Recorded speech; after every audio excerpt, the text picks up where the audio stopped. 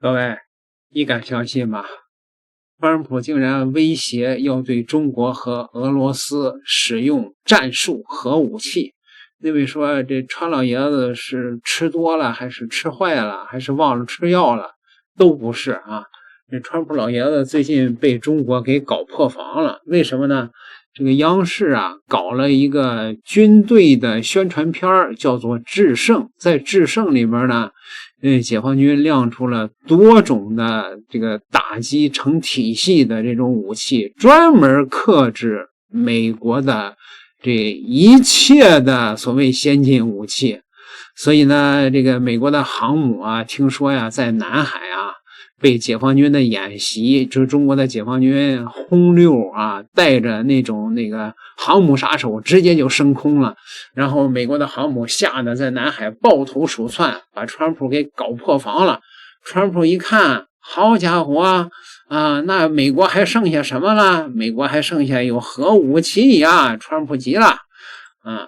根据《环球时报》8月7号报道，美国全国广播公司援引消息人士的话称，美国国防部正在起草一份新的核战略，核心内容是一旦与中国或俄罗斯爆发地区战争，美方可能动用战术核武器。中国的军事专家说，美国再次想用战术核武器对抗中俄，其实体现了美国一直以来奉行的进攻性的核政策，也表明呢，其对核武器的运用上的态度呢，始终多少没有变化啊，从来没有放弃中断对放宽核武器使用条件的研究。中国应该警惕。报道称呢，美国五角大楼负责政策的副部长科尔比啊，就是那个最近老是求着去中国访问的那个，还想到国防大学去演讲的那位啊，那是詹姆斯5星班长的那个副手，是吧？中国说你连个正部长都不是，你还想到他娘的中国那个国防大学去演讲？你先少手边，一直没搭理他。他正在修订这份核战略。科尔比长期以来都是主张使用短射程战术核武器的，这类武器弹头呢当量更小，射程更低，用于战场打击或者是针对特定的军事目标，而非摧毁整座城市，但其杀伤破坏力呢依然具有极强的毁灭性。五角大楼的一名高级官员向 NBC 表示，我们的立场是我们需要具备可信的核选项。按照美方新的核战略的构想，一旦爆发地区战争，美国将更加倚重短程战术核武器，而非依赖远程战略导弹。熟悉相关方案的消息人士说，该战略应用的场景为在地区冲突当中，美国的盟友遭到俄罗斯或中国攻击时，将战术核武器纳入美国的应对工具箱。这问题是战术核武器啊，它有核地雷、核深水炸弹、核炸弹和核炮弹。冷战时期啊，美苏军装备了大量的战术核武器，美国巅峰时期曾拥有约2万枚战术核武器。冷战以后，美国退役了大量的战术核武器，目前拥有约230枚 B61型核炸弹和少量的携带 W76-2型的核弹头的3叉戟潜射弹道导弹。美国呢没有公布目前拥有战术核武器的具体数量。根据新削减战略武器条约，美国可能保留了400到500枚战术核武器那美国都狗急跳墙了，都威胁要对中国使用战术核武器了，那是为啥呢？是因为由中央广播电视总台设置的思想解读类融媒体偏制胜，给我们带来了一个又一个惊喜。在其中的一集中，备受关注的解放军联合反航母打击体系获得了一定程度的公开。从水面舰艇到水下潜艇，从无人机到有人驾驶战机，均在这一体系中发挥着属于自己的作用。这其中一个短暂但却极具分量的镜头，让人不得不深思其背后的深意，那就是挂载惊雷一空射行弹道导弹的轰6N战略轰炸机，在歼20隐身战机的护卫下奔赴作战空域。这是国内官方首次公开轰6N挂载惊雷1的画面，尤为值得关注。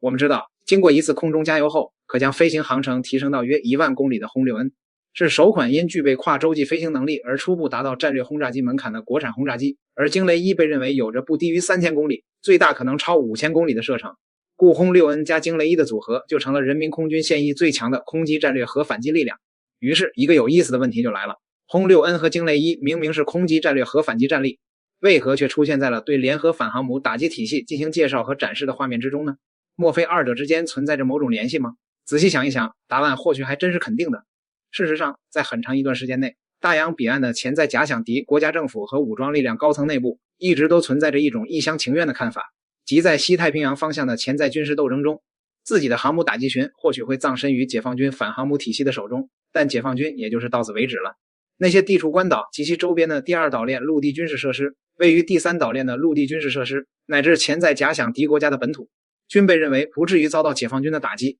而之所以说这种看法纯属一厢情愿，就在于潜在对手自认为可将自己的航母摆到中国家门口的西太海域来作战，甚至可用海空战力对中国东南沿海地区和部分纵深地带发动打击，而中方的反击却仅局限于击沉或击退敌航母打击群，而不会向地处数千公里至上万公里外的敌纵深基地、机场、港口码头和敌国本土等实施打击。说白了，这种思维的存在，一方面说明潜在对手仍对我们的远程和洲际打击手段认识不足，以为只要一些关键且高价值目标与我们离得够远，就足以高枕无忧。另一方面，其显然也错估并轻视了我们的反击决心，以为自己可以把亚太方向的潜在军事冲突控制在一个可以承受的水平上，而不至于招致中方对其领土的对等打击。但这一次，随着明显被用于空击战略核反击的轰6N 加惊雷1的组合出现在解放军联合反航母打击体系之中，所传递出的信息显然就再明显不过了。简单来说就是，谁都不要妄想将与中方在亚太方向的军事冲突保持在某种可控范围之内，任何武力攻击行为都有可能引发和招致战略核反击。不仅如此，从一线交战地带到敌纵深地域，恐都将被纳入解放军的打击范围，如距离一线战场达上千公里之外的敌方军港等，或遭惊雷1导弹和平，故敌方丝毫没有所谓安全纵深一说。如此看来，反航母或并非是解放军在未来潜在军事斗争中的终极目标，而只是作战行动持续期间的一个步骤和阶段性目标。除了敌航母打击群，我们大概率还将把位于敌纵深地带的大型基地、交通枢纽、人员和军事物资集散地，乃至是敌国领土等，都视为合法打击对象。心怀不轨的外部敌对势力该看明白这一点了。2026年8月1号，中国人民解放军南部战区为黄岩岛领海、领空和周边海空域。这次海空联合演训当中出动了轰6J，那轰6J主要是练什么？刚才短片中谈到，重点进行了4个实战科目的演练。我想呢，轰6J至少呢参加其中3个。第一个就是侦察预警。那么轰6J呢，可以通过自身携带的传感器对对手的一些目标进行侦察，这样呢，既可以满足它本身的武器发射的需求，也可以为体系提供更多的数据的支撑。那么第2个科目呢，就是威慑巡航。应该说，轰6J在威慑巡航中是扮演了绝对的主角的角色。它实际上呢，就是在宣示中国捍卫主权和海洋权益的坚强的决心。第3个科目呢，就是联合突击。轰6J可以依赖自己搭载的大型的反舰导弹对海上目标进行突击。那么这种演练呢，一方面它可以演练依靠自身一些传感器获取的数据，为导弹装填参数设定诸元进行模拟发射。另一方面呢，也可以依靠体系提供给它的一些数据，为导弹呢提供目标定位，这样呢演练它在体系中进行对海突击的作战能力。那这次轰6J还有一点非常引人关注，就是它机底下挂了4枚导弹，大家都在问这4枚导弹究竟是什么弹？这4枚导弹个头非常大，从外形的判断呢，应该是鹰击12反舰导弹。那么这个导弹呢有几个特征。第一它的突防能力非常强，它的飞行的速度是非常快的，至少能够达到3.5马赫以上。第2个特点呢，就是它的射程非常远，那么起码能够达到400-500公里。这就意味着我们的发射平台可以在对方的防空系统射程之外对对方发动打击。第3个特点呢，就是威力非常大。那么只要1枚命中，就可以有效的瘫痪对方的大型的水面战舰，甚至可以说是航母杀手。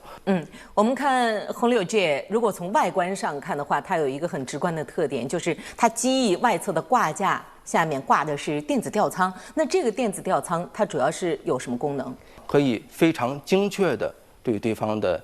雷达进行定位，而且呢，它的可靠性非常高。既可以为本平台提高态势感知能力，也可以增强整个体系的态势感知能力。最重要的呢，它可以为它自己携带的大型的反舰导弹指示目标。因为呢，这2个电子吊舱呢，它的测向能力是非常准确的，这样呢就不用开启我们的雷达进行这个静默式的攻击，更加突出它打击的突然性和隐蔽性。那轰6J是在轰6K 的基础上，根据海上作战需求改进而来的，具体有哪些方面的改动？没有对它的机体结构进行大的改动，主要是改进它的任务系统。首先呢，是要增加这种反舰作战能力。当然了，后来这种能力也反哺到了轰6K。那么第2个比较大的改进呢，就是提高它的态势感知能力。因为你要发射一些反舰导弹，那么这些反舰导弹呢，往往呢末端采用雷达制导。那么为了为这些反舰导弹这个指示目标，它有一些特殊的侦察手段。那比如说，它改进了机头的雷达它也有红外砖塔进行侦察。更重要的是，刚才谈到了它在机翼2侧最外侧挂载有电子侦察吊舱，还有一些细微的改进，比如说防腐蚀要进行一些改进。那通过这些调整和改进，如果我们来总结一下的话，会让轰6J在海上作战的时候有哪些方面的优势？相较而言呢，之前如果说轰6K，那么可能更多的要依托外部的依托体系的情报支撑。那么轰6J打击这种远距离的目标的时候呢，独立的作战能力更强。另外呢，它对海上目标的探测能力更强。对此呢，俄罗斯的反应是来吧，谁怕谁呀，不就是核武器吗？我也多着呢。中国的军事专家认为呢，美伊战争中呢，美军呢消耗了大量的进攻性武器和防御武器，比如战斧巡航导弹什么那个钻地弹防区外打击武器呢，大量的消耗削弱了美军的进攻的战力。此时呢，美军抛出用战术核武器对抗中国，俄罗斯呢有可能是想用讹诈的就是想用讹诈的方式进行威慑。用战术的核武器呢弥补关键的进攻性和防御性战力的这种下降。美国也有多名消息人士说呢，自伊朗战事开展以来呢，美军已经消耗了近4/5的萨德反导系统库存，还有大约1半的爱国者防空拦截弹还有用于远程打击的战斧巡航导弹也消耗了1半。导弹库呢处于严重的短缺状态。一名美国的高级指挥官警告称呢，五角大楼的弹药储备已经降至了危险的低位我个人认为何止是1半美国的这个弹药储备现在恐怕是都不高于30%了，已经基本上见底了。所以呢，川普和美国的那些红脖子的精神病们基本上现在的焦虑促使了他们做出了所谓的这种讹诈的这种表态吧。你想想，中国和俄罗斯那也都不是吃素的呀，你敢用核武器吗？中国的那些那个核武器现在的这个打击能力和运载能力比美国都强而且呢，中国人口基数大呀，美国呢就集中在几个大城市里边，是吧？中国的那个人口分布在广大的神州土地上，如果真打起核大战来的话，美国一定灭国中国我估计连一点事儿都不是说一点事儿都没有吧但是呢，损失那可能是可以接受的我以前就给说过嘛，我早在将近20年前那个我在北京的时候住那个小区，地下3层全都是人防工程，美国根本我就没见过一个。还敢用核武器吗？川普的身边一群傻叉。点个订阅吧，咱们下期再聊。